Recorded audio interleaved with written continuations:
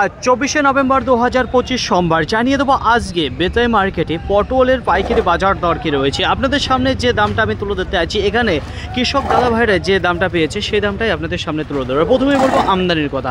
দেখুন, মার্কেটে আমদানির যদি কথা বলি তাহলে আপনাদের জানিয়েছি যত ঠান্ডা পড়বে ততই কিন্তু আমদানি কমে যাবে, তো মার্কেটে কিন্তু তেমন আমদানি আপনারা দেখতে পারবেন না।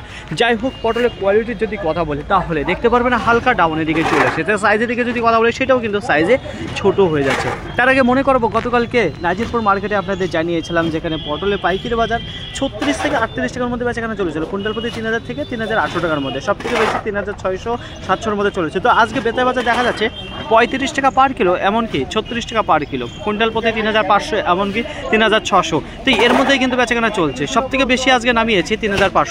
মার্কেটে পটলের আমদানি কম থাকার সত্ত্বেও কিন্তু দেখা যাচ্ছে বাজারটা খুব একটা আপের দিকে ওঠেনি, অথচ গতকালকে নাজিরপুর মার্কেটের তুলনায় একটু ডাউনের দিকে চলে আসছে। তা আজকে বাজার যেখানে রয়েছে 3500 থেকে 3600 টাকা কুইন্টাল প্রতি বেতাই বাজার।